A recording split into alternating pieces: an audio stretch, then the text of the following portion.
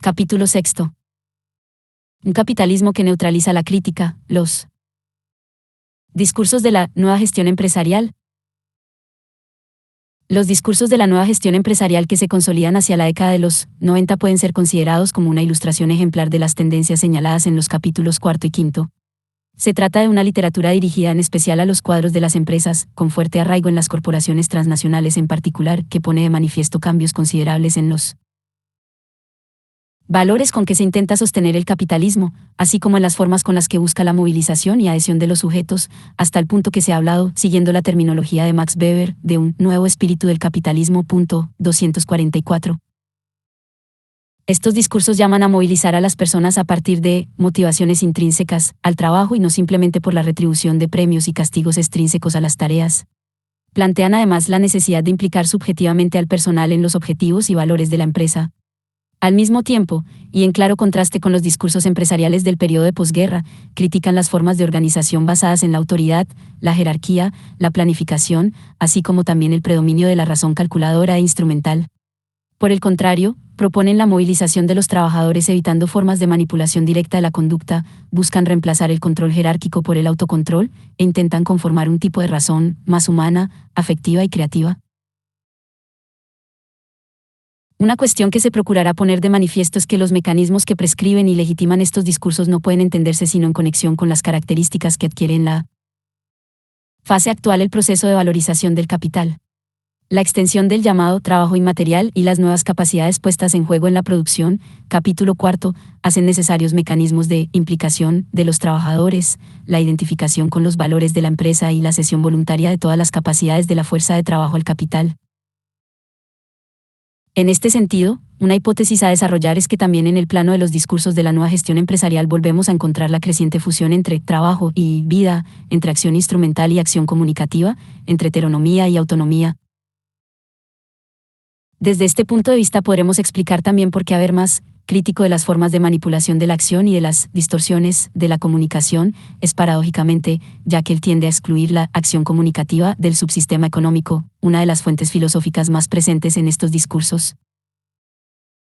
Finalmente, los discursos de la nueva gestión empresarial pueden interpretarse como una forma de respuesta y también de apropiación por el propio sistema a las críticas radicales que cristalizaron en la década del 60 hacia el carácter heterónomo, alienante y subordinado del trabajo asalariado, y que son las que en definitiva retoman los teóricos del fin del trabajo. Entender el modo en que el capitalismo ha neutralizado estos cuestionamientos resulta crucial como punto de partida para poder pensar los caminos a seguir para recuperar la crítica desde una perspectiva radical de puesta en cuestión del actual sistema. Y el poder de recuperación del capitalismo. Una de las características distintivas que tradicionalmente se les ha imputado a las sociedades modernas estriba en que ellas se encontrarían, a diferencia de las sociedades que les precedieron, en permanente transformación. Esta cuestión, que la teoría sociológica procuró asir conceptualmente desde distintas perspectivas, fue tratada también por Marx en su análisis crítico del capitalismo. El tema es conocido: el capital, por su necesidad interna de acrecentar el plusvalor, tiende a desarrollar de un modo permanente las fuerzas productivas. Y recordemos que incluso para Marx dicho desarrollo, que en el capitalismo es solo un medio, es lo que constituye ni más ni menos que la misión históricamente progresista de este sistema. Según la visión evolucionista canonizada en el prólogo de la contribución a la crítica de la economía política, es este desarrollo de las fuerzas productivas el que, llegado un momento determinado, entra en contradicción con las relaciones sociales de producción. 245. Esta formulación parece implicar, de esta manera, la distinción entre un momento normal del modo de producción, en el cual habría correspondencia entre las fuerzas productivas y las relaciones sociales, y un momento anormal o crítico, en el cual ocurriría un desajuste entre las fuerzas y las relaciones. Es la lógica observado con perspicacia que el mismo Marx en El Capital pone en cuestión implícitamente, o al menos complejiza, esta idea evolucionista lineal. 246. En efecto, allí se plantea que la subsunción formal precede a la real, lo cual significa que en un principio el capital se apropia de las fuerzas productivas tal como éstas estaban organizadas con anterioridad, artesanado, oficios, etc., para recién posteriormente moldearlas de acuerdo a las necesidades del proceso de valorización. Así, no pareciera haber aquí un primer periodo normal de correspondencia fuerzas/diagonal relaciones, son las mismas relaciones las que van creando progresivamente sus fuerzas productivas adecuadas. Esto no solo plantea la Necesidad de revisar la idea evolucionista de unas fuerzas productivas que van determinando unilateralmente sus relaciones correspondientes, sino que implica también un cuestionamiento a la perspectiva según la cual dichas fuerzas serían neutrales. 527. Un segundo punto resulta aún más decisivo. La subsunción real, lejos de inaugurar un periodo normal, constituye el umbral a partir del cual comienzan a aflorar todas las contradicciones del capitalismo. Según vimos, en la formulación más abstracta de los Grundrisse el tema se plantea en términos de una brecha creciente entre el valor, dependiente del tiempo de trabajo, y la riqueza material, dependiente de la productividad alcanzada. Pero es en la perspectiva más concreta del tomo tercero del Capital donde la cuestión resulta aún más clara. Particularmente, en los capítulos dedicados a la baja tendencial de la tasa de ganancia se analiza cómo el aumento de la productividad del trabajo, medio decisivo para incrementar el plusvalor relativo, entra progresivamente en contradicción con el proceso de valorización.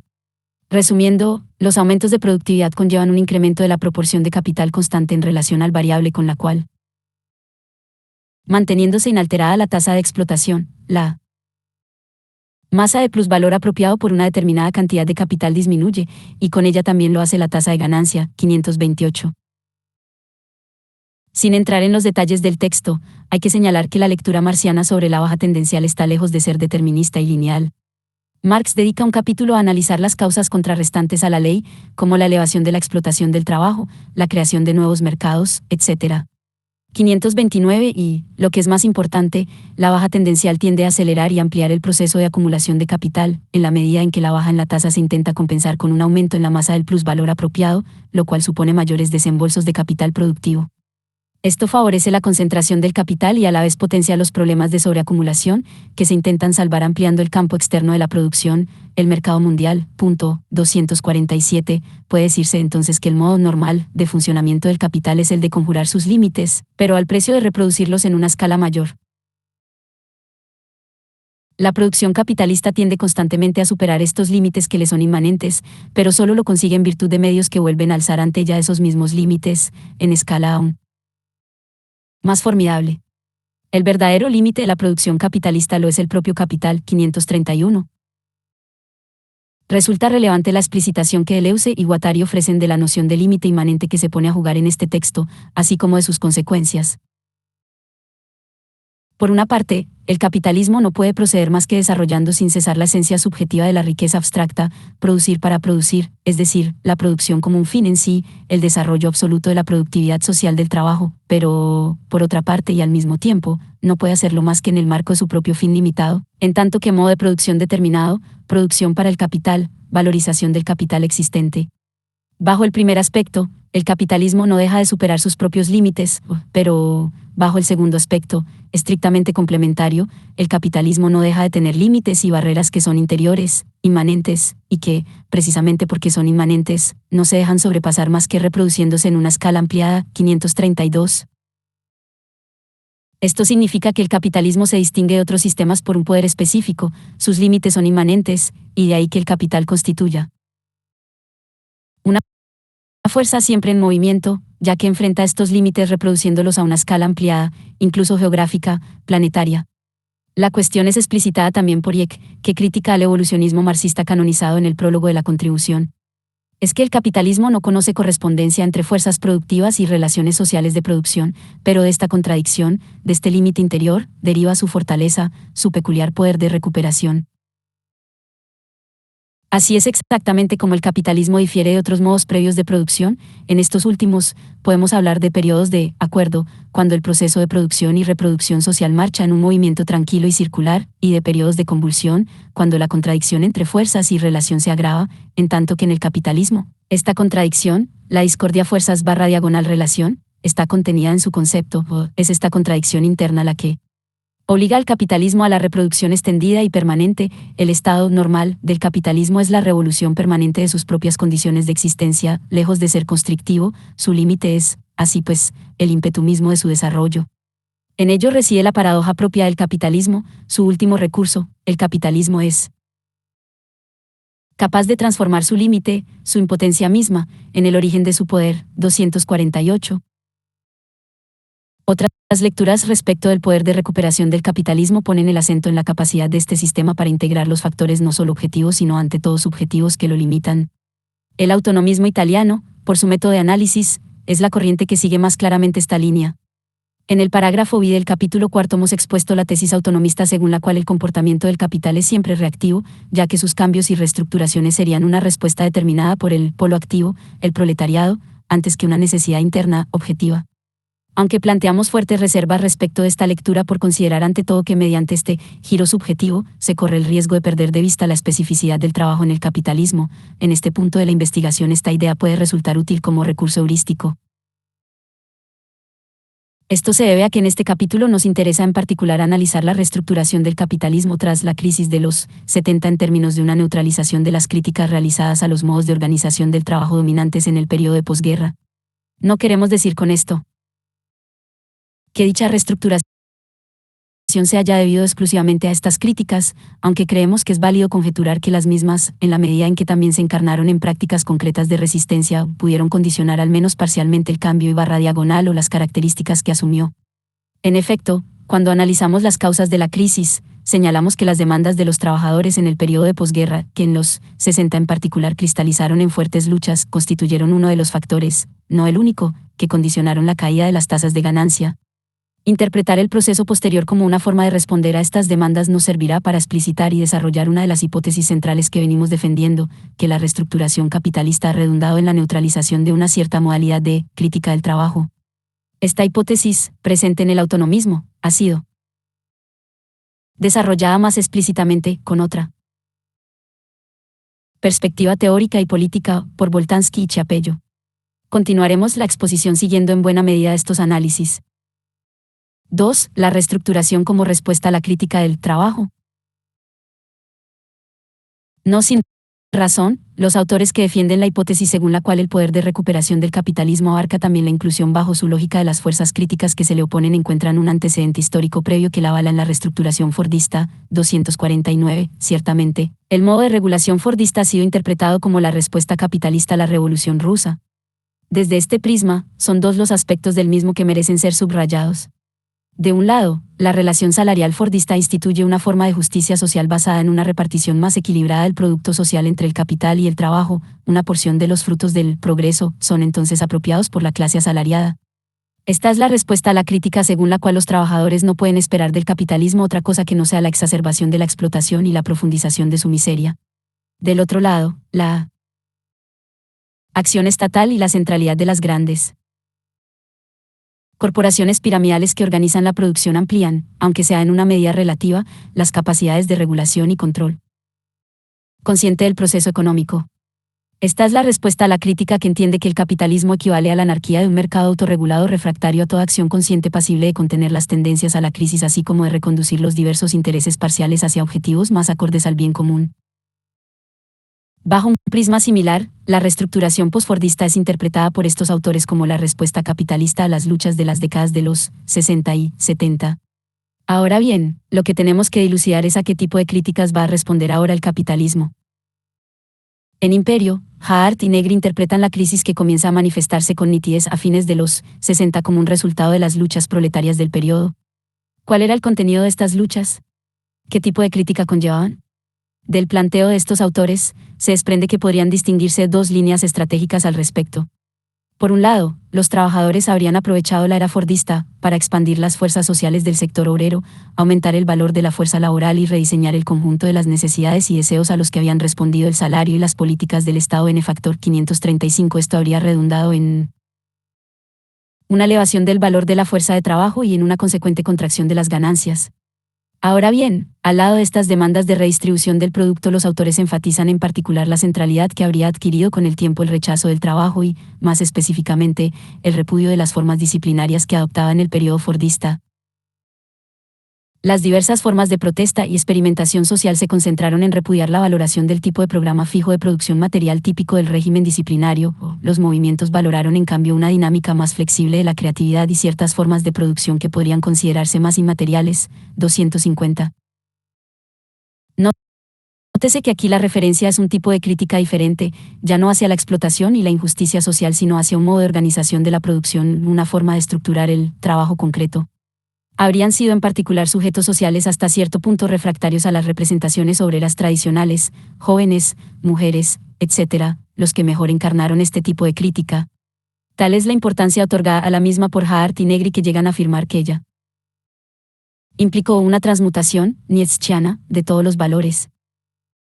La juventud, que rechazaba la repetición narcótica de la sociedad fábrica, inventaba nuevas formas de movilidad y flexibilidad, nuevos estilos de vida.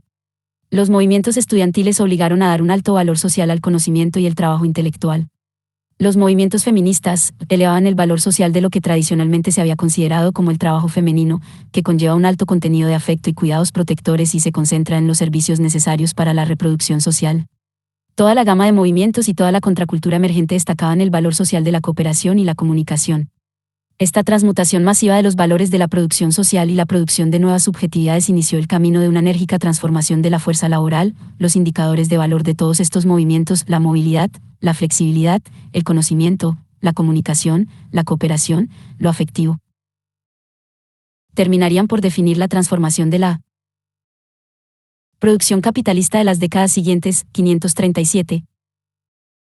La reestructuración capitalista se interpreta, de este modo, como la respuesta del capital a la nueva composición de la fuerza de trabajo. La hipótesis autonomista es, entonces, que el modelo disciplinario fordista de organización entró en crisis, ya que no resultaba adecuado para acoplar a esta nueva fuerza laboral a los procesos de valorización del capital. Iremos viendo cómo dicha reestructuración implicó la neutralización al menos parcial de esta segunda crítica del trabajo, centrada en la gestión disciplinaria del trabajo fabril. 538. Son Boltanski y Chiapello quienes enfocan el análisis precisamente en esta neutralización de la crítica. Siguiendo los pasos del proceso político francés, señalan que en los conflictos que rodean a mayo de 1968 se asocian los dos tipos de crítica al capitalismo que aparecían en los planteos de Hart y Negri.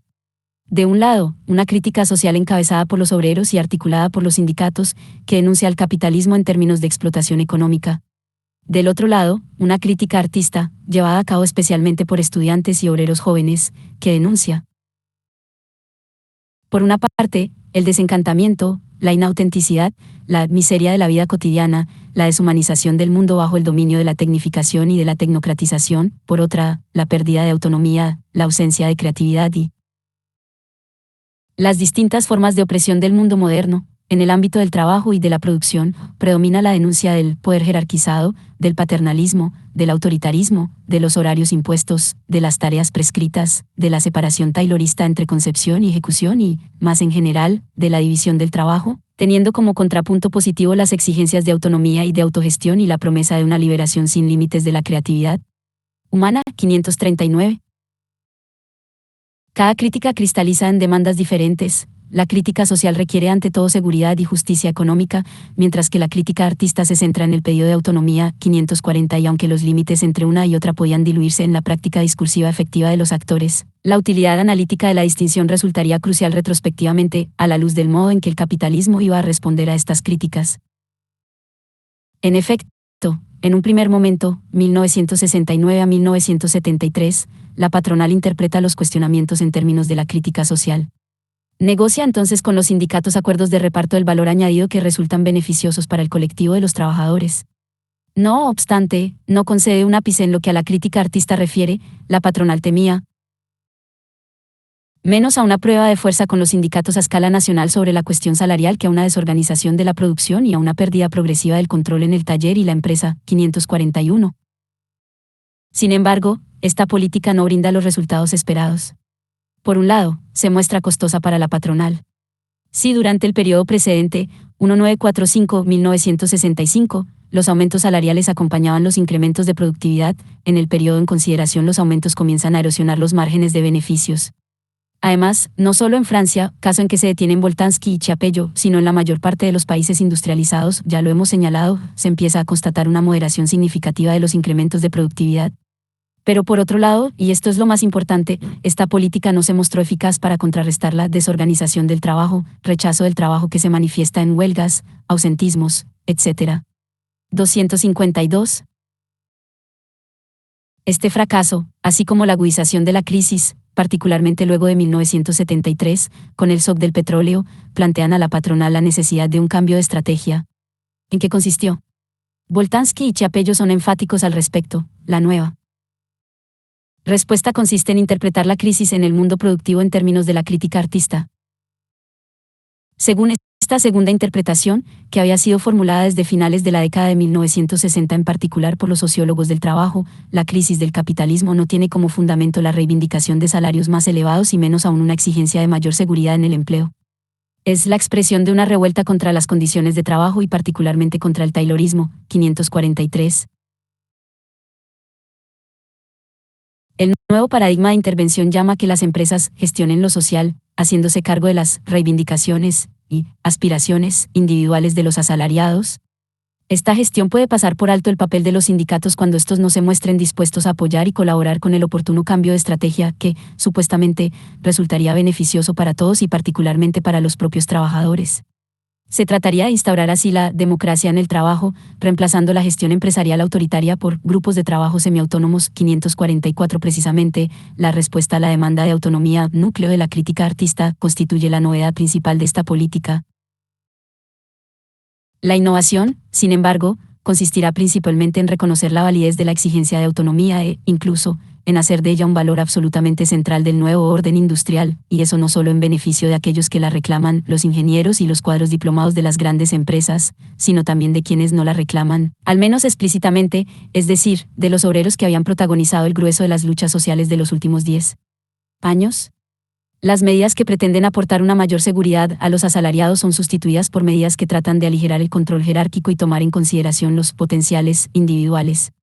A raíz de una inversión de política, la autonomía fue, de alguna manera, intercambiada por la seguridad. 253. De este modo, el control de las empresas se consigue respondiendo a las demandas de autonomía en lugar de incrementando el poder de las jerarquías. De ahí algunas medidas concretas: reemplazo de los controles disciplinarios por el autocontrol y mayores responsabilidades para los asalariados, exigencia de que los cuadros cumplan el papel de consejeros antes que de jefes, evaluación de los asalariados menos por las calificaciones ya obtenidas que por sus potenciales para adquirir capacidades y enfrentar nuevas tareas. A esto último, recordemos, refería al concepto de competencia. 546. Boltanski y Chiapello plantean que este desplazamiento práctico discursivo está anticipando la progresiva constitución de un nuevo espíritu del capitalismo. Denominan espíritu del capitalismo a la ideología que justifica el compromiso con el capitalismo. 547. Y entienden que desde fines del siglo XIX pueden distinguirse al menos dos fases previas en el desarrollo del mismo. La primera, fines del siglo XIX, toma como modelo normativo la figura del emprendedor burgués, arriesgado e innovador. La segunda, entre 1930 y 1960, exalta los valores de la gran empresa industrial, centralizada y burocratizada. 548. El espíritu del capitalismo mantiene una relación dialéctica con la crítica, que puede ser tanto un incentivo para el reforzamiento de sus dispositivos de justicia como para, si el entorno político y tecnológico lo permite y amerita, su transformación. Esto último es lo que habría ocurrido en el periodo posterior a la crisis de los 70. La constitución de un nuevo espíritu del capitalismo, que responde a las críticas realizadas al segundo espíritu, llegando incluso a neutralizarlas. Notemos que los temas que recoge lo que Boltanski y Chiapello denominan crítica artista coinciden básicamente con aquellos que aparecían en los teóricos del fin del trabajo. Antes que la explotación económica, lo que denuncian estos planteos es la falta de autonomía en el trabajo y la alienación resultante. Por cierto, algunos de los pensadores que abordamos apoyaron los movimientos radicales de los 60, e incluso reflexionaron a partir de ellos. En pleno 1968, Habermas veía en los movimientos estudiantiles de protesta la encarnación más clara de unas reivindicaciones que trascendían lo económico al cuestionar los propios modos tecnocráticos de compensación, llamando a su vez al establecimiento de nuevas formas de vida y de participación en la opinión pública. 254. Las protestas también impactaron en Engels, ya que convergían también con su socialismo existencialista en la denuncia de las instituciones, Estado, empresa, familia, etc., que limitaban la libertad y autonomía del sujeto. 550. Más allá de esto, que constituye apenas una anécdota sugerente, lo importante para nosotros es mostrar que la neutralización de la crítica artista en particular abarca también a la crítica tradicional del trabajo tal como la fuimos reconstruyendo a partir de estos autores junto con otros. En el siguiente parágrafo enfocaremos precisamente esta cuestión. 3. Los discursos de la nueva gestión empresarial y la neutralización de la crítica tradicional. Boltanski y Chiapello utilizan como fuente de información primordial del nuevo espíritu del capitalismo un corpus importante de textos de gestión empresarial de la década de los 90. Se trata de una literatura dirigida fundamentalmente a los cuadros de las empresas, teniendo en consecuencia un carácter normativo antes que descriptivo. Estos discursos no deberían interpretarse como un mero reflejo de la realidad, ni siquiera como una mirada distorsionada de la misma, tal como supondría el concepto tradicional de ideología en términos de falsa conciencia. Boltanski y Chiapello los presentan como manifestaciones del nuevo espíritu del capitalismo, y en cuanto tales brindan elementos para legitimar este sistema, de ahí su carácter eminentemente normativo. En la medida en que están dirigidos a los cuadros de las empresas, estos discursos se centran en los modos de organización del proceso productivo. Por lo tanto, no es casual que mantengan una vinculación con las mutaciones que sufren estos últimos. La nueva gestión empresarial en particular debe comprenderse, entonces, en relación con las transformaciones que analizamos en el capítulo. Cuarto, relación que, insistimos, no interpretamos en términos unilaterales, como en la teoría del reflejo. Pensamos más bien en dos tipos de relaciones que se retroalimentan, una en términos de legitimación, en línea con Boltanski y Chiapello, otra en términos performativos, ya que estos discursos tienen un sentido fundamentalmente práctico, contribuyendo también a conformar los modos de organización / gestión del proceso de trabajo. En este parágrafo, nuestro objetivo primordial es dar apoyo al argumento que venimos defendiendo, según el cual la reestructuración del capitalismo ha neutralizado al menos parcialmente la modalidad tradicional de crítica del trabajo. Mostraremos que en la búsqueda de brindar legitimidad a los cambios ante todo organizacionales implicados por dicha reestructuración, los discursos de la nueva gestión empresarial ponen en funcionamiento una crítica feroz contra los modos distintivos de la etapa fordista, o del segundo espíritu del capitalismo, en términos de Boltanski y Chiapello. Veremos que, en este punto, coinciden con las críticas formuladas por los teóricos del fin del trabajo, pero que sin embargo avanzan a partir de ellas hacia una justificación de las nuevas estructuras organizacionales. En esta justificación, el lugar del trabajo como centro de la vida individual y social termina siendo reforzado e incluso exaltado, resultado inverso al que preveían y prescribían aquellos teóricos. Plantearemos justamente que lo que esta paradoja aparente está marcando es que los planteos sobre el fin del trabajo están desfasados en su crítica, es el concepto de trabajo que mantienen el que ha sido relativizado por el mismo desarrollo del capitalismo. La prueba radicaría en que los discursos que hoy buscan legitimar este sistema comparten sus críticas. El corpus que analizan Boltanski y Chiapello está compuesto de escritos francófonos de gestión, la mayor parte de ellos corresponde a autores franceses, y una porción menor a artículos traducidos de autores de otros países, principalmente Estados Unidos. Esto se explica porque el objeto de ellos es primordialmente el espíritu del capitalismo en Francia. Sin embargo, señalan con razón que la configuración ideológica francesa no es independiente de la de otros países, particularmente del resto de la Unión Europea, Estados Unidos y Japón.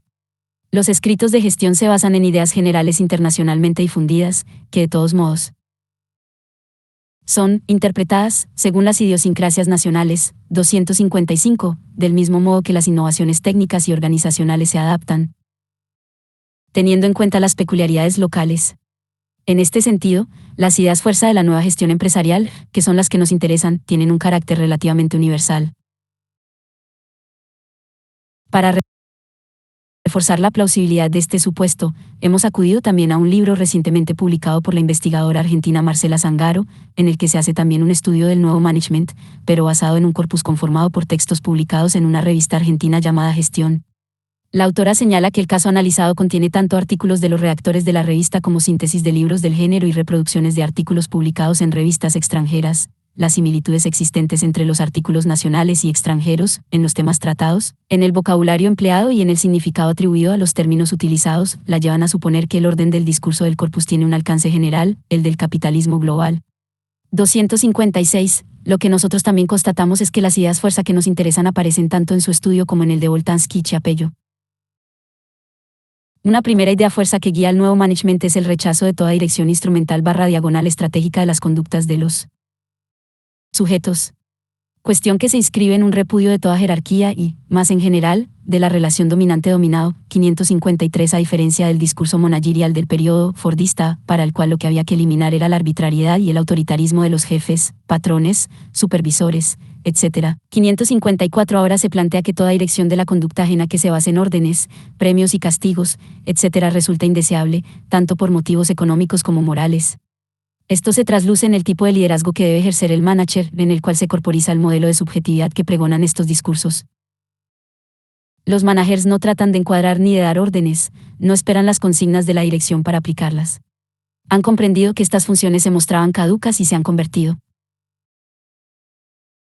en animadores de equipo, catalizadores, visionarios, coaches, inspiradores, o, al no poder seguir apoyándose en la legitimación jerárquica ni manipular, como antaño, las esperanzas de hacer carrera, los managers se ven obligados a imponerse a través de sus competencias y de su carisma, a circunscribir a los actores gracias a su red de relaciones personales, que les procuran información y ayuda, a movilizar todas sus energías mediante la potencia de su visión y sus cualidades de parteros del talento de los demás y de promotores de sus potencialidades, o la autoridad que adquieren sobre sus equipos está ligada a la confianza que les es otorgada gracias a su capacidad de comunicación y de escucha, que se manifiesta en el cara a cara con los demás. 555.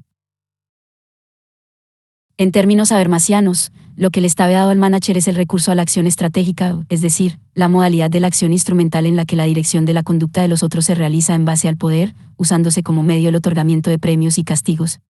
556. El manager no impone su autoridad ni manipula a quienes están a su cargo, sino que inspira y alienta a los demás de modo tal que puedan desarrollar sus potencialidades. ¿Podríamos decir entonces que el manager se rige por la acción comunicativa? En parte sí, ya que apela a la comunicación y a la escucha de modo tal que sus propuestas sean consentidas libremente. Sin embargo, también la excede, ya que la acción comunicativa habermasiana peca todavía de un excesivo racionalismo intelectualista.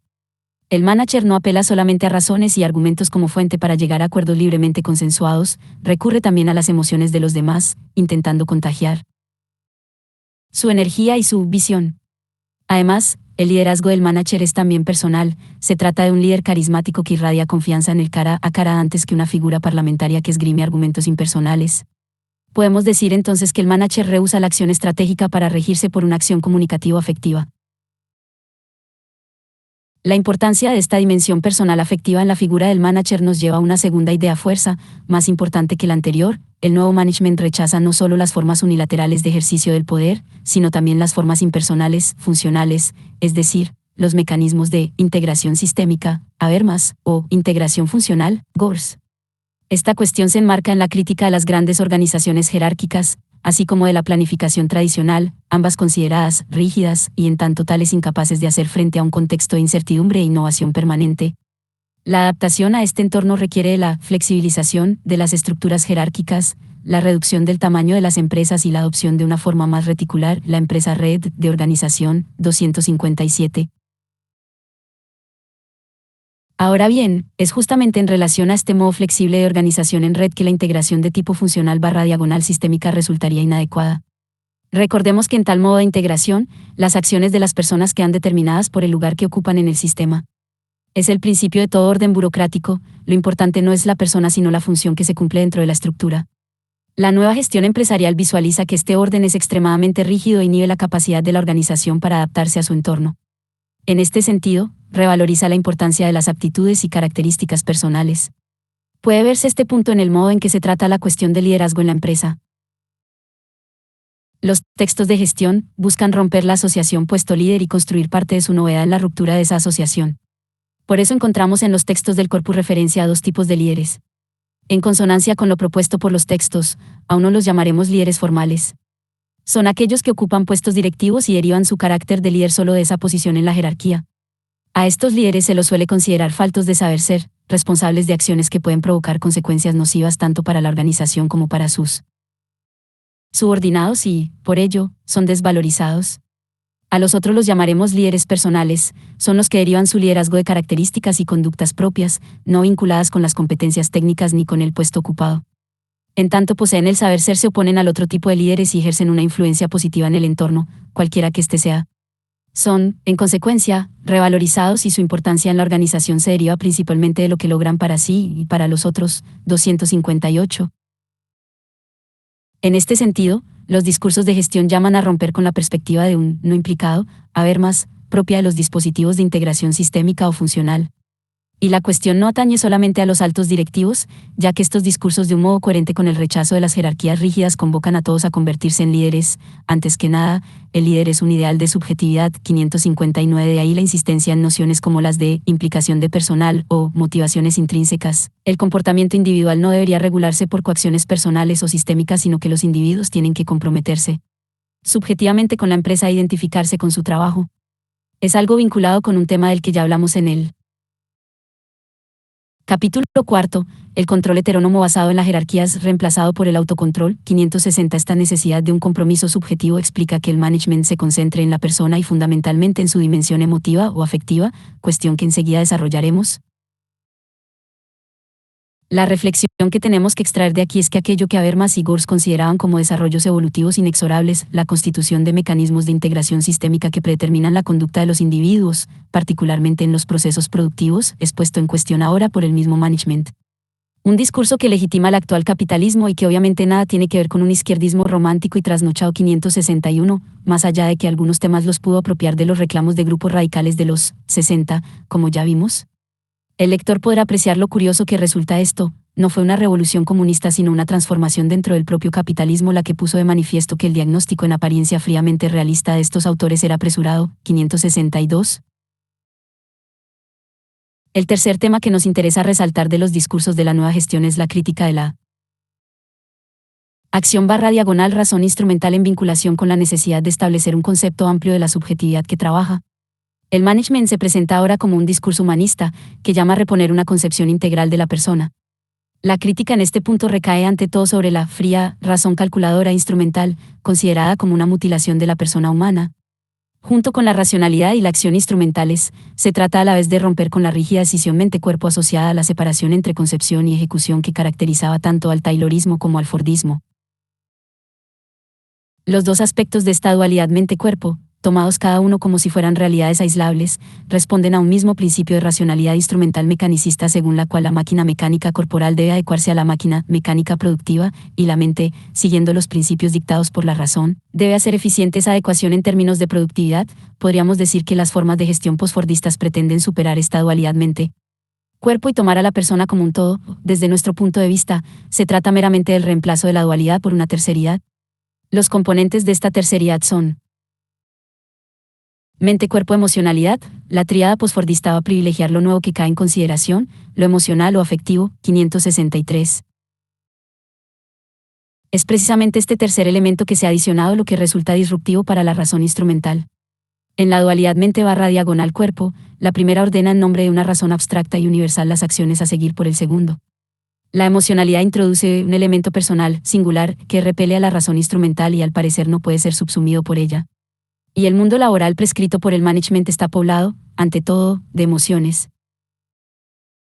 De ahí que los discursos de gestión empresarial planteen la necesidad de que el individuo vuelva sobre sí mismo para inspeccionar sus estados de ánimo, de modo que los mismos puedan converger con las reglas de la organización y no entrar en colisión o tensión con ella. Zangaro denomina esta tarea trabajo ético. El trabajo ético tiene carácter reparador, apunta a desarrollar las acciones que permiten solucionar esas disfuncionalidades, es decir, que permiten reparar las emociones o estados afectivos que no concuerden con las reglas o no son adecuadas al entorno. El trabajo ético constructor o reparador se significa principalmente por medio de procesos mentales, de cognición, afectivos o de percepción, y que a veces incluye también procesos de comportamiento. Se destaca, además, el hecho de que los estados afectivos se logran a partir de acciones voluntarias que involucran la introspección y la reflexión sobre sí mismo. 259. Es esta vuelta a sí mismo, a lo emocional fundamentalmente, lo que explica que en el nuevo management el uso de las metáforas de la vida doméstica para referirse a la vida laboral sea recurrente. Hay una ruptura importante aquí con el discurso de gestión de la posguerra, que intentaba deslindar el mundo profesional del familiar como parte de su batalla contra el paternalismo y la parcialidad de los juicios personales. En los 90, los autores se rebelan contra esta separación por considerarla inhumana, al no dejar espacio a la afectividad. 565. No es casual entonces que se utilice la metáfora de la empresa como una gran familia, algo infrecuente en el periodo anterior. Nuevamente, es en la figura heroica del líder o manager que esta concepción aparece condensada. Ya señalamos que el líder debería sustentar su autoridad en sus características personales y no en el lugar jerárquico que ocupa. Lo que lo distingue como persona es la emocionalidad y particularmente su capacidad para movilizarla en los otros. De ahí que se plantee la necesidad de diferenciar claramente su función y lugar del que ocupa el experto, prototipo de la razón instrumental. El experto, es imprescindible por ser quien detenta la información en materia de innovación y de saberes muy especializados cuyo dominio es necesario para entrar en la competición tecnológica. Puede pertenecer a la empresa, pero puede ser también alguien externo a la misma, que pertenece a una consultora, a un centro de investigación independiente o a una universidad, y es consultado puntualmente. Su tarea no consiste en gestionar los equipos, esa es la función del manager. Para que cada cual pueda desarrollar su talento de la forma más productiva, el manager, la movilización de las personas, y el experto, el rendimiento técnico, los autores de gestión empresarial consuman la ruptura entre ambos perfiles, mientras que en la década de 1960 aún se pretendía hacer de todo ingeniero competente un manager. 566. Nótese la siguiente paradoja, tenemos aquí una suerte de realización, al interior de la empresa capitalista, del ideal utópico de sociedad dual, propuesto por algunos teóricos del fin del trabajo, como Gowers. De un lado la acción instrumental, que ha dejado de ser el centro de la vida de la empresa para pasar a ocupar un lugar importante pero claramente separado y delimitado, los saberes técnicos y especializados de los expertos. Del otro lado, el mundo afectivo comunicativo del manager y su búsqueda permanente por movilizar a las personas, sin manipulación, tema fundamental para la gestión empresarial. ¿Se puede llevar más lejos esta paradoja? En Metamorfosis del trabajo, Gowers critica las visiones sociológicas, incluso a la de Habermas, que interpretan el concepto de mundo de la vida operando una reducción del individuo a lo social. Señala que estas visiones omiten que en el individuo subsiste siempre un núcleo irreductible a la socialización, debido a la imposibilidad que existe para exteriorizar la interioridad, para objetivar lo subjetivo. Cada individuo hace originalmente la experiencia de esa imposibilidad, el lenguaje es un filtro que me obliga a decir más y menos de lo que yo siento. Su aprendizaje es una violencia original hacia lo vivido, me obliga a callar unas vivencias para las cuales no existen palabras, a decir unos contenidos que no sé corresponden con mi experiencia, a tener unas intenciones que no son las mías. 260. Sabemos que a partir de este ideal normativo Gowers construye su sociedad dual posible, de un lado, las tareas socializadas, prescritas y homologadas, esfera heterónoma, trabajo, del otro, aquellas en las que el individuo expresa sus necesidades más íntimas, refractarias a la socialización, esfera de autonomía, actividades autodeterminadas. Pero paradójicamente, el nuevo management pone a jugar lo más íntimo del sujeto, sus estados emocionales, en la propia esfera laboral, para Gowers el lugar heterónomo por excelencia. La empresa prescrita por este discurso ha interiorizado el mundo de la vida, en parte en su versión comunicativo intersubjetiva, Habermas, pero más aún en su versión emocional subjetiva, Gowers. Esta serie de consideraciones explica el concepto de trabajo que se desprende de los planteos managerials. Como vimos, lo que ataca este discurso es fundamentalmente un concepto estrecho y unilateral de trabajo, su reducción a una acción instrumental, funcionalmente integrada y jerárquicamente prescrita. El concepto de trabajo debe entonces ampliarse para integrar otros aspectos, lo comunicativo, lo afectivo, lo personal, la búsqueda de autonomía, etc. En este sentido, el trabajo ya no puede entenderse en oposición dicotómica con otras esferas vitales, por eso el management incluso reemplaza el concepto de trabajo por uno más genérico e indeterminado, el de actividad. En una ciudad por proyectos, el equivalente general, aquello con respecto a lo cual se mide la grandeza de las personas y de las cosas, es la actividad. Sin embargo, a diferencia de lo que se podía constatar en la ciudad industrial, donde la actividad se confunde con el trabajo y donde los activos por excelencia son aquellos que disponen de un trabajo asalariado estable y productivo, la actividad, en la ciudad por proyectos, supera las oposiciones entre trabajo y no trabajo, entre lo estable y lo inestable, entre lo asalariado y lo no asalariado, entre lo interesado y lo voluntario, entre lo que es evaluable en términos de productividad y lo que no siendo medible escapa a toda evaluación contable. Los autores de gestión empresarial retoman la idea lanzada por su colega inglés Charles Handy en su obra The Age of Ambition, donde propone reemplazar la noción tradicional de empleo por el concepto de actividades que cada uno gestiona por cuenta propia. 261. El problema del nuevo management radica en la necesidad de articular un concepto de trabajo lo suficientemente amplio como para trascender las dicotomías que lo signaban en el periodo anterior. Un modo de efectuar la operación es mantener el concepto ampliando su contenido, otro es aceptar la carga simbólica que arrastra de ese periodo y optar entonces directamente por su reemplazo. La elección por un concepto como el de actividad se explica, por un lado, por su carácter altamente general e indeterminado, lo que lo hace apto para superar las connotaciones estrechas y unidimensionales que podría arrastrar todavía un concepto como el de trabajo. Pero, por otro lado, esta indeterminación inicial se complementa con un sentido positivo.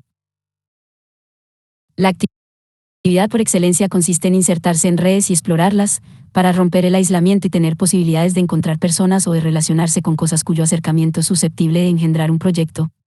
La actividad se manifiesta en la multiplicidad de proyectos de todo tipo que pueden ser llevados a cabo y que hipotéticamente deben ser desarrollados de modo sucesivo, constituyendo el proyecto, dentro de esta lógica, un dispositivo transitorio. La vida es concebida como una sucesión de proyectos, tanto más válidos cuanto más diferentes sean los unos de los otros. Lo que importa es desarrollar la actividad, es decir, no estar nunca falto de proyectos, falto de ideas, tener siempre una cosa a la vista, en preparación. 569. Nótese que aquí, después de ser disueltas las dicotomías ya señaladas, se reponen otras. La actividad alude a la necesidad de estar siempre activo, de mostrarse adaptable y flexible. Para ello se debe estar dispuesto a cambiar a todo momento, asumiendo riesgos de modo de ir preparando el terreno para ello. Esta acepción más positiva de actividad se opone a la seguridad, a la estabilidad, a la inmovilidad y a la rigidez, enjuiciadas ahora negativamente. Bajo este prisma, la actividad se opone también a lo que al menos en términos ideales se entendía por trabajo en el periodo anterior: empleo de por vida, garantías de seguridad social, tareas bien especificadas, jornada laboral normal, con fronteras claramente delimitadas, etc. En una línea similar, Zangaro encuentra en el management una asimilación entre trabajo y vida. Los textos postulan una serie de posiciones interpretativas que llevan a asimilar trabajo o vida como espacios de realización personal idénticos. Esta identidad significa la disolución de la línea que separa trabajo de no trabajo. El trabajo ya no es un medio para un fin, no existe una relación instrumental con el trabajo. El trabajo es el fin en sí mismo porque es la vida. No se trata solo de que el individuo se define por su actividad, el individuo es su actividad y su actividad es su empleo. La satisfacción y la realización abandonan los límites de lo profesional para devenir satisfacción y realización vital, personal. 262. Sea mediante el concepto de actividad, sea mediante la asimilación entre trabajo y vida, resulta clara la operación discursiva del management. Se trata de romper con un concepto reduccionista, instrumental, respecto de la actividad laboral y de la subjetividad que trabaja. El concepto de trabajo se amplía a punto tal que engloba el conjunto de la vida, o bien de bien en actividad. Recuérdese que era exactamente esto lo que sucedía para Dominique Mea en lo que ella alcanzaba a vislumbrar como sociedad de servicios. 571. Resumamos entonces los resultados de la comparación entre el discurso de la nueva gestión empresarial y el de la crítica tradicional del trabajo. Esta última señalaba que con la modernidad el trabajo devenía necesariamente acción instrumental, pasando a ser regulado sistémica o funcionalmente. La perspectiva utópica que se abría para este planteo era la de reducir claramente la esfera del trabajo, de modo tal que ella pasara a estar subordinada a las necesidades de otras esferas vitales, mundo de la vida, esfera de autonomía, etc., permaneciendo no obstante claramente separada de ellas. El management comparte el cuestionamiento de la acción instrumental, pero se separa de la crítica tradicional respecto del concepto de trabajo. Para la nueva gestión empresarial, el concepto reductivo de trabajo que postula la crítica tradicional no es ni necesario ni se debe a alguna necesidad evolutiva. El trabajo unilateralmente instrumental debería ser superado y reemplazado, postulándose entonces un concepto más amplio. Esta reconfiguración conceptual nada tiene que ver, repetimos, con la perspectiva utópica o romántica que criticaba Habermas, sino que es planteada por un discurso preocupado por la gestión de las empresas capitalistas. En este sentido, los discursos de la nueva gestión empresarial ponen de manifiesto hasta qué punto la crítica tradicional del trabajo ha quedado neutralizada en el contexto del capitalismo actual. Para estos discursos, el trabajo tal como lo entendía dicha crítica debe ser superado, siguiendo sus prescripciones, las rígidas dicotomías en que se apoyaba la crítica tradicional: labor/acción, acción instrumental/acción comunicativa, integración sistémica/integración social, deberían ser eliminadas en los espacios de trabajo. Podemos interpretar ahora un comentario a primera vista sorprendente que casi al pasar hacen Boltanski y Chiapello en su libro. Ellos señalan que Habermas es la fuente de filosofía moral contemporánea a la que más frecuentemente recurre el nuevo management. 263. Evidentemente, esto muestra que a los gurúes de la gestión les preocupa poco la idea habermasiana según la cual el trabajo es necesariamente instrumental, pues están convencidos de que ello no es así. Haciendo caso omiso de este tema, para ellos Habermas es un aliado en su cruzada contra la instrumentalización unilateral y a favor de la inclusión de la acción comunicativa en los procesos productivos. Después de todo, el blanco de la crítica es compartido, el tipo de gestión instrumental prevaleciente en el periodo industrial fordista. La diferencia, insistimos, es que para Habermas dicho desarrollo se derivaba de una necesidad evolutiva que trascendía incluso al capitalismo. La vía emancipatoria comenzaba entonces con la delimitación y reducción del campo de influencia del trabajo como prototipo de la acción instrumental. Para el management, muy por el contrario, el predominio de la acción instrumental en el campo laboral corresponde a una fase del capitalismo que estaría siendo superada en el marco del mismo sistema. Las implicancias de todo esto para una crítica del trabajo y del capitalismo no pueden menospreciarse. Un tipo de crítica con gran asidero durante más de 40 años está mostrando limitaciones probablemente insuperables para la comprensión de la realidad social. Pensemos que, por ejemplo, la crítica de la razón instrumental, desarrollada por la Escuela de Frankfurt, se gestó en un contexto más o menos preciso, el de la consolidación de las grandes burocracias empresariales y estatales, así como el ascenso de los regímenes totalitarios y de la planificación estatal de la economía. Vimos que para el mismo Habermas este contexto era el que justificaba la necesidad de pasar de la crítica de la economía política a la crítica de la razón instrumental, posicionamiento que, lejos de ser original, seguía básicamente la tesis de Pollack sobre el capitalismo de Estado, ya esbozada en la década del 264. Este planteo parecía ser capaz de extender el campo de la crítica, por ejemplo, hacia las grandes burocracias, sean estatales o privadas, sean las de los países capitalistas o las del socialismo real.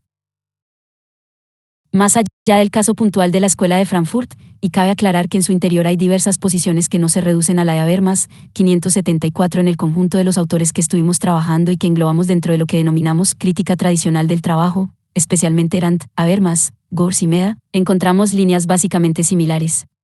Una cierta configuración del proceso de trabajo, instrumental, productivista, funcional, impersonal, etc., es aceptada como la única posible incluso si se superara el capitalismo, insistiéndose únicamente en la necesidad de reducir su campo de acción.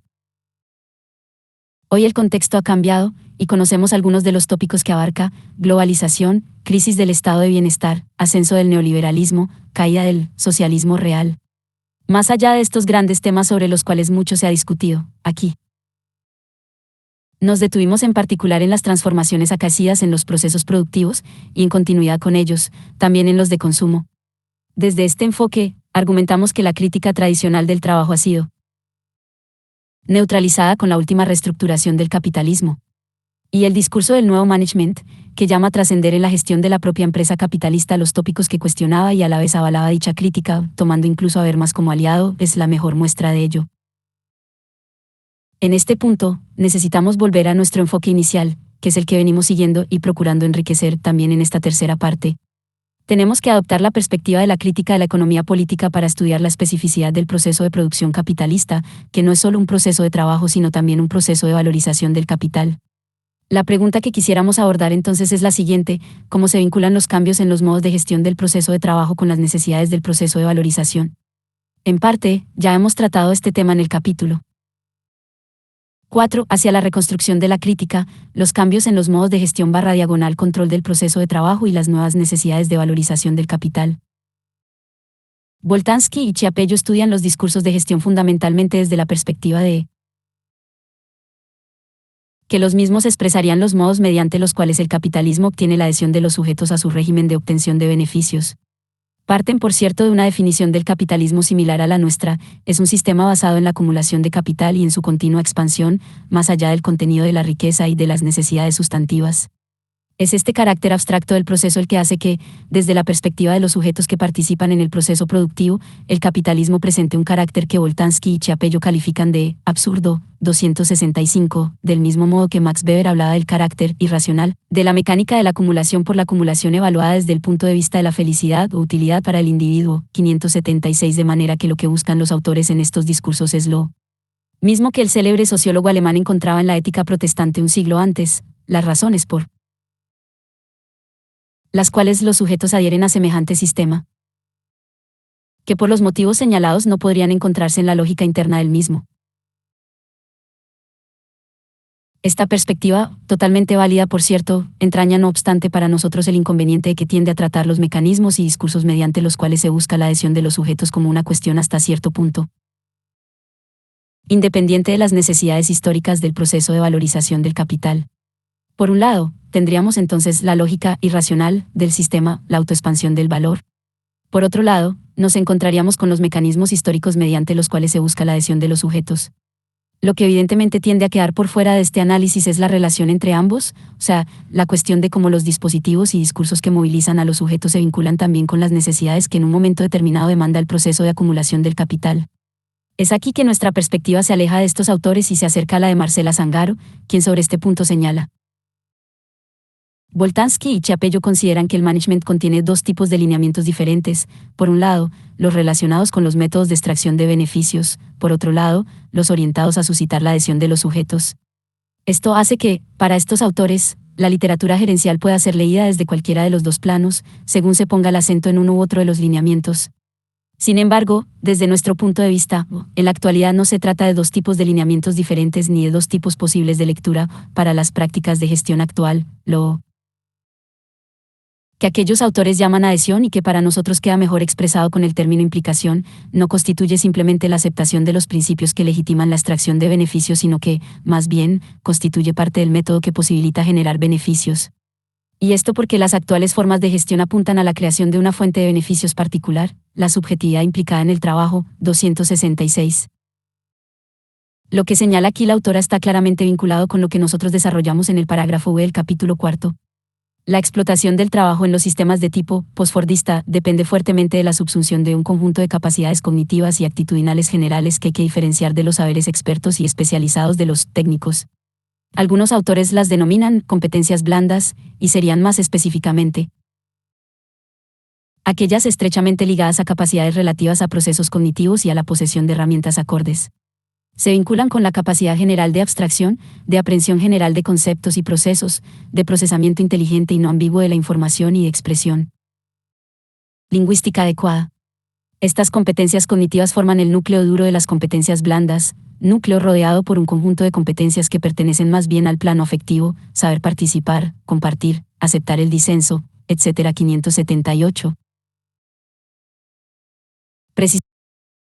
Precisamente, lo que entendemos aquí es que el cambio en los discursos del management debe también ser interpretado desde el punto de vista de los problemas que, en cuanto a gestión, plantea la subsunción de estas competencias.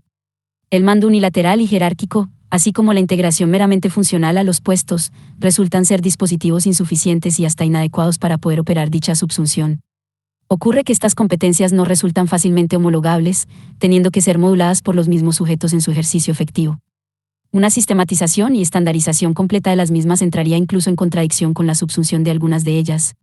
Piénsese por ejemplo en las aptitudes para adaptarse a lo imprevisto, para interactuar con los otros y trabajar en equipos o para comunicarse. Resulta aquí difícil pensar en la institución de un One Best Way al estilo tayloriano. Entre lo que sí puede prescribirse, se abre entonces un espacio de incertidumbre, un conjunto de posibilidades respecto de las cuales el individuo deberá evaluar el curso de acción más conveniente. En este sentido, los discursos de gestión contemporáneos pueden leerse en términos de la institución, ante dicha dificultad, de nuevas modalidades de control. El eje central del cambio pasa por el desplazamiento tendencial de los controles heterodeterminados, que ya no resultan adecuados hacia mecanismos de autocontrol. Ahora bien, la interiorización del control solo es posible bajo ciertas condiciones. Presupone, ante todo, que el trabajador se identifique con su trabajo, que sienta que los fines de su tarea laboral resultan ser también objetivos personales, vitales. De aquí se explican los llamados a implicar al personal o a movilizar a los empleados por motivaciones intrínsecas, así como también adquiere un sentido estratégico la equiparación discursiva entre trabajo y vida. Y la insistencia en la emocionalidad y la introspección reconocen un mismo origen. Se trata de que los estados de ánimo del trabajador ubicados en lo más profundo de su interioridad se acoplen con los requisitos y finalidades que exige su actividad laboral en la empresa. Así, la subsunción de las llamadas competencias blandas al capital no puede hacerse meramente de un modo unilateral y funcional, requiere que el trabajador preste su libre consentimiento a la cesión e incluso que la experimente como una necesidad personal. Y por supuesto, también de un modo productivo, acorde a las necesidades de acumulación del capital. Lo cual presupone siempre un acoplamiento, que en parte debe ser realizado por el propio trabajador. ¿Es precisamente esto lo que se intenta expresar con el término autocontrol? Las políticas de management subjetivan buscando una identidad entre trabajo y vida, entre objetivos personales y objetivos del capital y haciendo que los trabajadores hagan, por sí mismos, algo que al capital ya no les resulta tan sencillo realizar, controlar el uso eficiente de la fuerza de trabajo en función de sus propios objetivos. 579.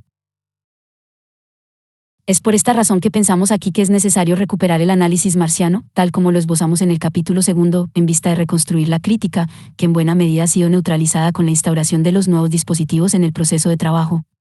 Insistimos en particular con la neutralización de la crítica tradicional del trabajo, que había dejado de lado el análisis marciano respecto de la relación inmanente entre trabajo y valor para enfatizar una alienación que resultaría inevitable incluso si se superara el capitalismo, y todo esto debido a un supuesto progreso evolutivo que desanclaba el trabajo de las motivaciones individuales.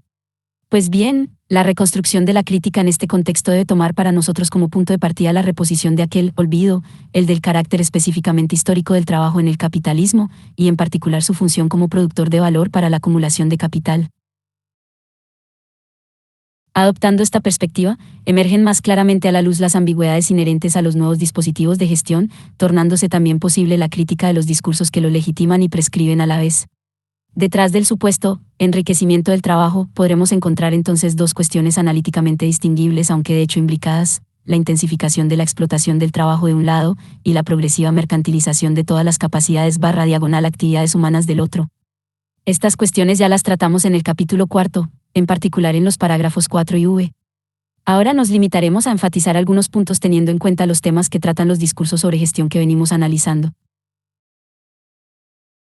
Es cierto que la subsunción de las llamadas competencias blandas y la exigencia de autocontrol que le sigue contribuyen en cierta medida a enriquecer las tareas, aumentan el margen de iniciativa del trabajador y promueven la polivalencia. No obstante, puestas al servicio del capital redundan en general en una intensificación del trabajo. Para empezar, son más las tareas que el trabajador debe desarrollar simultáneamente, por ejemplo, control de calidad, mantenimiento e incluso mejora de los procedimientos. Esta polivalencia es incentivada ante todo en vista de disminuir el tiempo de trabajo. En este sentido, también el desarrollo de la polivalencia se transforma en un modo de eliminar los tiempos muertos y el trabajo improductivo, aunque por vías diferentes a las del Taylorismo, 267, en el caso del establecimiento de equipos de trabajo con autonomía relativa, por ejemplo, la prescripción pesa sobre el grupo para trasladarse por mediación de él al trabajador individual. Lo que toman en consideración aquí las técnicas de gestión es que el trabajo es colectivo y no puede reducirse a un conjunto de operaciones individuales cuya coordinación es establecida a priori y de un modo definitivo. Recuérdese en este punto el principio toyotista del tiempo compartido. Algo similar puede decirse del debilitamiento de las jerarquías piramidales y de la organización burocrática. Permiten trasladar los problemas del control y la responsabilidad por los resultados al conjunto de los trabajadores. En muchos casos, la eliminación de la mediación burocrática redunda en favor de un control directamente mercantil, realizado ahora por el cliente, el consumidor final u otra empresa a la cual se le prestan servicios. De este modo, los costos del control se desplazan desde las jerarquías hacia los clientes y los asalariados, eliminándose los mandos intermedios para optimizar el tiempo de trabajo colectivo y con él los beneficios. 268. Además, como ha observado Richard Zenit, este debilitamiento de las jerarquías permite también difuminar las responsabilidades de las empresas y los directivos, que se trasladan entonces o bien a agentes ante los cuales el trabajador pocas posibilidades tiene de hacer algún reclamo, el cliente o el accionista, por ejemplo, o bien hacia entes anónimos, los mercados, el cambio tecnológico, etc. Los despidos de personal, por ejemplo, pasan entonces a obedecer a fatalidades de las cuales la empresa no sería responsable. 582. El otro problema que plantea la subsunción al capital de estas competencias cognitivas y actitudinales es el del corrimiento de la frontera de lo mercantilizable. Como señalan Boltanski y Chiapello, la delimitación entre un dominio mercantil y otro no mercantil ha desempeñado un papel fundamental en el capitalismo. Una de las manifestaciones fundamentales de dicha delimitación es el reparto respectivo de actividades y capacidades, bien al ámbito profesional, bien al personal. Sabemos que el concepto moderno de trabajo asalariado, y con él la misma definición del mercado de trabajo, se sustenta en la idea de que el trabajador no aliena su entera persona, sino solamente su fuerza de trabajo. Se supone entonces que el contrato de trabajo debe especificar el objeto de la prestación contractual, además de su duración en el tiempo, lo cual distingue al asalariado del servidor. 583.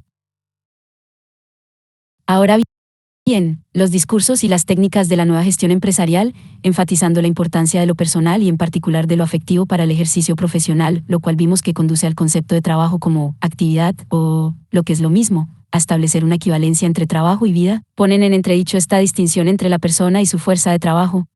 De ahí la tendencia del trabajo asalariado a devenir en servidumbre, que ya vimos que denunciaban autores como Gors y Virno. Y concatenada con ella, cuestión que ya señalamos en el capítulo 4, parágrafo V, la tendencia a la mercantilización de la persona entera. Esto se hace particularmente notable en los discursos del management, que llaman a involucrar los afectos, lo más íntimo de la persona, en el proceso productivo. Comienzan así a desdibujarse las fronteras entre vida personal y vida profesional, e incluso entre tiempo de trabajo y tiempo de no trabajo. Pero con ello se extiende también el ámbito de lo mercantilizable. Ahora los afectos, el honor, la cooperación, el diálogo, etc. deben ser movilizados para la obtención de beneficios.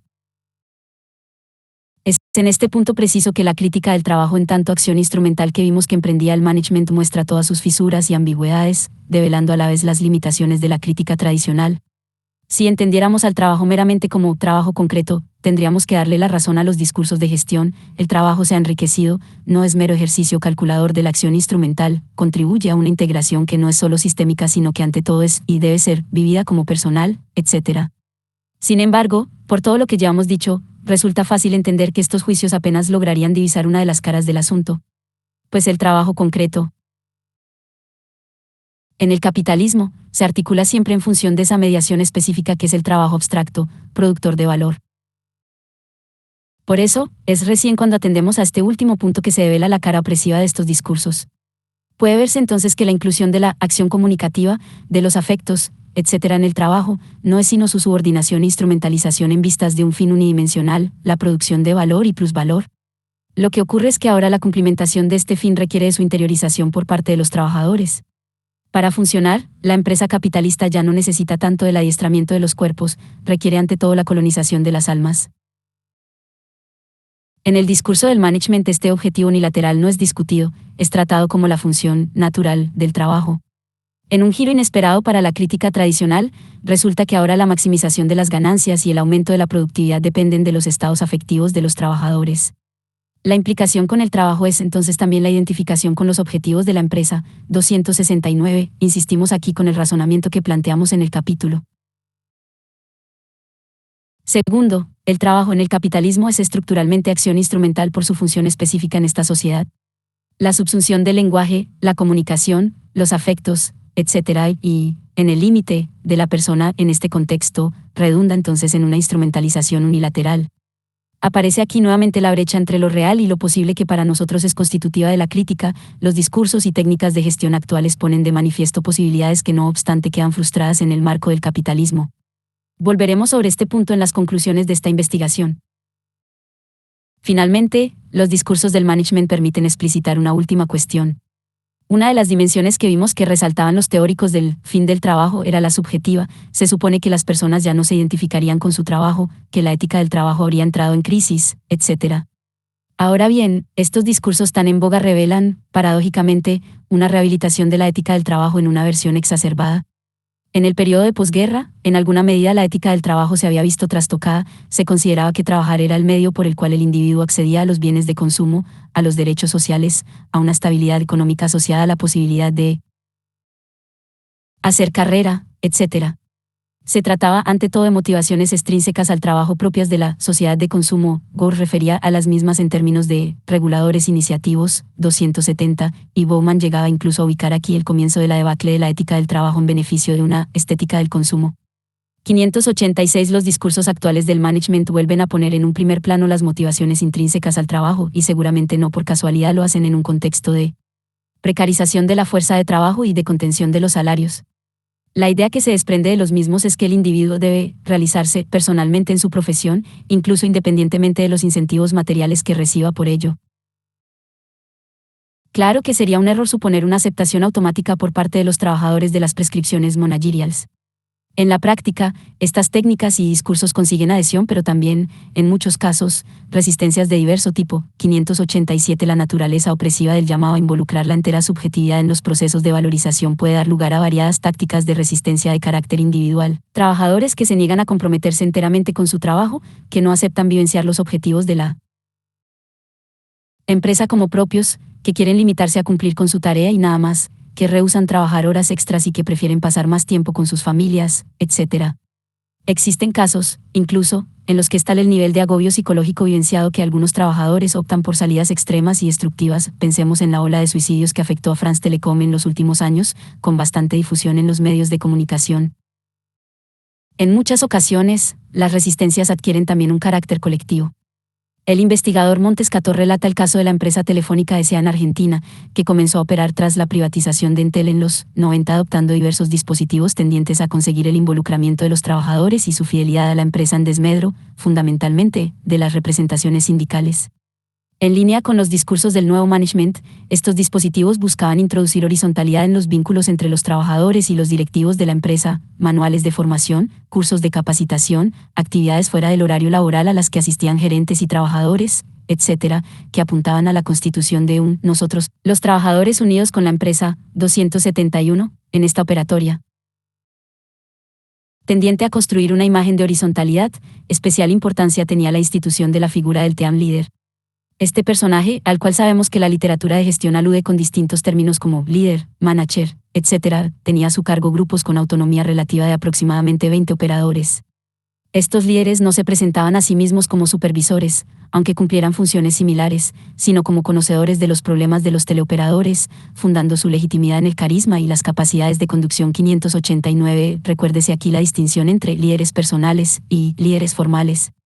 Funcionaban como una suerte de mediación entre la empresa y los trabajadores, instituyendo pequeñas lealtades con sus grupos, transmitiendo la visión empresaria y gestionando los conflictos mediante, por ejemplo, la realización de reuniones periódicas concebidas como ámbitos de cooperación.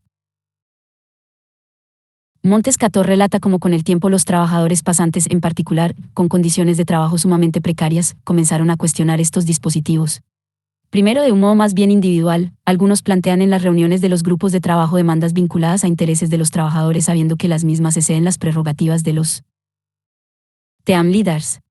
Luego, estos pequeños actos de rebeldía se pasan a conjugar con acciones colectivas. Se constituye una comisión de pasantes que comienza a editar un boletín en el que se ridiculiza en ocasiones a los team leaders y en el que, fundamentalmente, se informa sobre los problemas particulares de las distintas oficinas, dándose también a conocer los derechos de los trabajadores pasantes. A lo que se apunta es a contrarrestar el discurso de la colaboración ineluctable con la empresa, a la vez que se procura ir reconstruyendo la solidaridad entre los trabajadores y afianzando los vínculos con el sindicato y otras organizaciones sociales. Este proceso de autoafirmación del colectivo mostraría resultados positivos tiempo después, cuando ante un intento de la empresa de despedir a 80 pasantes se organiza una huelga con resolución favorable, ya que entre otras cosas se termina reconociendo a los estudiantes pasantes su inserción bajo una relación laboral, 272.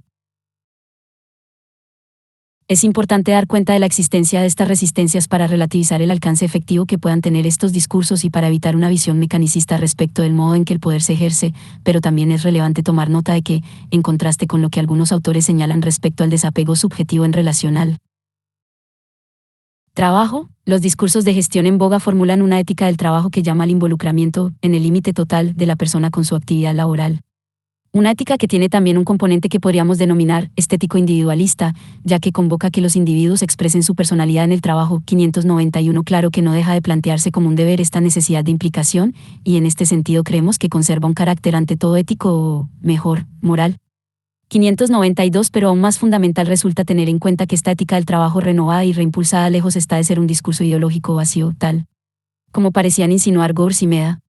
Muy al contrario, persigue un objetivo bien concreto: que las personas pongan a jugar en favor del capital capacidades y actitudes que resultan de importancia vital para su valorización.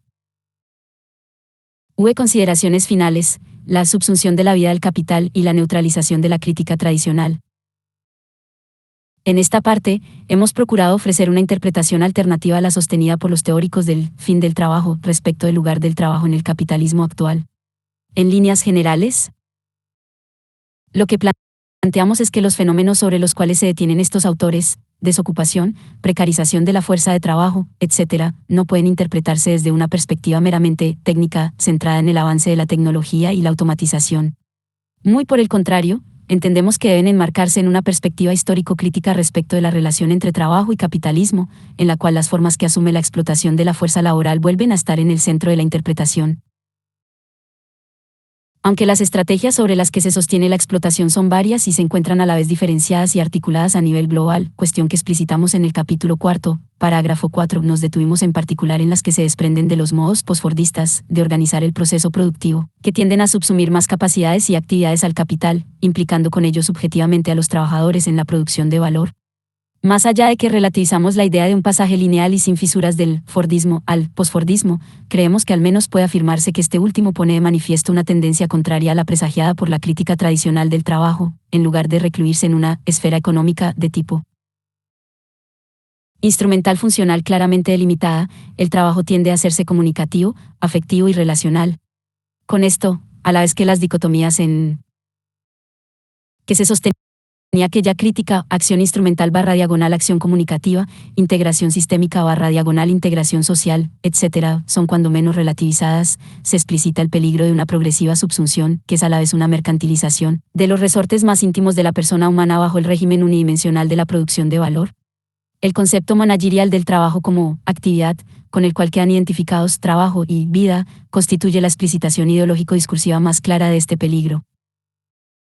Así como en los procesos productivos, posfordistas operan un conjunto de dispositivos que tienden a la implicación personal de los sujetos con la valorización del capital, vimos en el capítulo 5 como también en el ámbito del consumo se vienen poniendo en funcionamiento mecanismos que redundan en la subsunción de las necesidades y deseos subjetivos al valor de cambio. Aunque muchos de estos mecanismos, la obsolescencia programada, la moda, el crédito, la publicidad, etc., ya funcionaban en la sociedad de consumo fordista, vimos como en las últimas décadas se han perfeccionado, extendiendo su radio de alcance a punto tal de tender a abarcar la entera existencia humana. Hablamos entonces de una progresiva subsunción del tiempo de no trabajo al capital. Para sintetizar ambos movimientos, los que se dan en el trabajo y en el consumo, en el tiempo de trabajo y en el tiempo de no trabajo utilizamos una expresión con ecos marcianos, la de subsunción de la vida al capital. Punto 273. Esta expresión nos parece útil en la medida en que resulta indicativa del modo en que el capitalismo actual utiliza mecanismos que buscan implicar e involucrar más enteramente a los individuos dentro de su lógica de valorización. Vinculamos esta idea con el pasaje que también marca el autonomismo 594, siguiendo los pasos de Deleuze 595 y en parte los de Foucault, desde las llamadas sociedades disciplinarias hacia las sociedades de control. La disciplina se ejerce en lugares de encierro bien delimitados, la cárcel, la escuela, el hospital y también la fábrica. Distribuye los cuerpos en el espacio, prescribe con minuciosidad sus movimientos, establece tiempos precisos para cada operación y encausa las conductas mediante técnicas como la vigilancia jerárquica, la sanción normalizadora y el examen. 596. El control, por el contrario, no delimita fronteras claras que separan el afuera y el adentro. Tampoco prescribe de modo minucioso, sino que modula las conductas dentro de ciertos parámetros, trabajando más bien sobre probabilidades en torno de las cuales subsiste siempre un margen de incertidumbre. Se basa, en ese sentido, en un cierto dejar hacer de raigambre liberal. 597.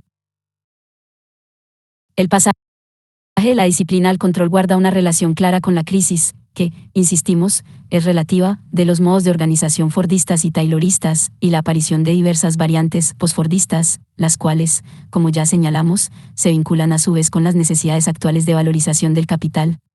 La disciplina resultaba un mecanismo adecuado cuando de lo que se trataba era fundamentalmente de optimizar las operaciones del cuerpo en el espacio de trabajo desde una perspectiva mecanicista, unilateralmente prescriptiva e instrumental. Pero cuando se trata de extraer valor de la mente y de los afectos, la disciplina resulta al menos insuficiente. Se necesita entonces otorgar un margen de iniciativa, por lo cual la prescripción pasa a operar menos sobre un procedimiento completo que a través de ciertos resultados y objetivos esperados. La contracción del tiempo sigue siendo un imperativo clave, pero ya no depende, al menos, no prioritariamente del ajuste de los movimientos del cuerpo en un sentido mecánico, sino de la capacidad de las mentes para tomar decisiones en tiempo real y sincronizarse recíprocamente. Este ajuste temporal entre tareas diversas, que debe modularse en la práctica concreta y no puede prescribirse a priori, resulta fundamental en la empresa red y en el uso de las TICs, las cuales no solo procesan información sino que también gestionan relaciones sociales. 274. Es conveniente aclarar que este pasaje de la disciplina al control es relativo en su alcance. No solo porque la disciplina en su sentido más clásico sigue fuertemente presente en los países en desarrollo que proveen los bienes manufacturados para las economías cognitivas, sino también porque en estas últimas la utilización de las TICs facilita la implementación de un nuevo tipo de panoptismo, que Mariano Zuckerfeld denomina digital, en contraposición al corporal de la disciplina industrial clásica. 599. Este panoptismo digital toma una forma concreta en softwares y hardwares que permiten registrar, almacenar y procesar las acciones de los operadores, y también de los clientes, tornando posible una vigilancia minuciosa que ni el mismo Bentham pudo haber imaginado. De este modo, dispositivos informáticos para el almacenamiento y registro de llamadas telefónicas, correos electrónicos, etc., así como la utilización cada vez más extendida de cámaras de vigilancia, permiten un seguimiento segundo a segundo de las acciones llevadas a cabo por los empleados e incluso, aunque de un modo más difuso, por los consumidores. Esta nueva forma de panoptismo funciona con frecuencia complementando los mecanismos de control. Como señala Mauricio Lazzarato, el control se distingue de la disciplina en el hecho de que no busca suprimir la diferencia supeditándola a mecanismos generales de homogeneización.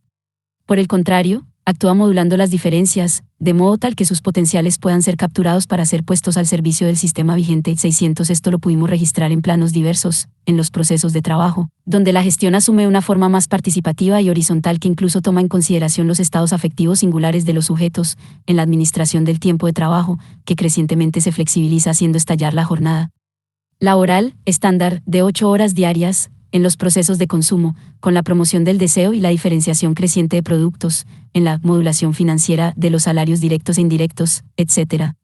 Es así que el control, ejerciendo el poder bajo una forma flexible y en apariencia más democrática, hace posible un involucramiento mayor de los sujetos junto con todas sus facultades en las dinámicas de valorización del capital. Es en este sentido que la expresión subsunción de la vida al capital nos parece adecuada. Vimos que Marx utilizaba los conceptos de subsunción formal y subsunción real como herramientas analíticas para dar cuenta de determinados fenómenos históricos. La subsunción formal daba cuenta de la inclusión bajo el capital de procesos de trabajo preexistentes. La subsunción real, en cambio, se vinculaba con la transformación material del proceso de trabajo, que para Marx culminaba con el auge del maquinismo y la subordinación del trabajo vivo al trabajo muerto, capital fijo. No se trata de que estas herramientas conceptuales hayan perdido su utilidad, pero aquello de lo que procuramos dar cuenta en esta parte de la investigación no puede ser sintetizado adecuadamente con ninguna de ellas. Por un lado, ni las tecnologías en boga ni las capacidades de las fuerzas de trabajo que son subsumidas al capital le preexisten, como pudo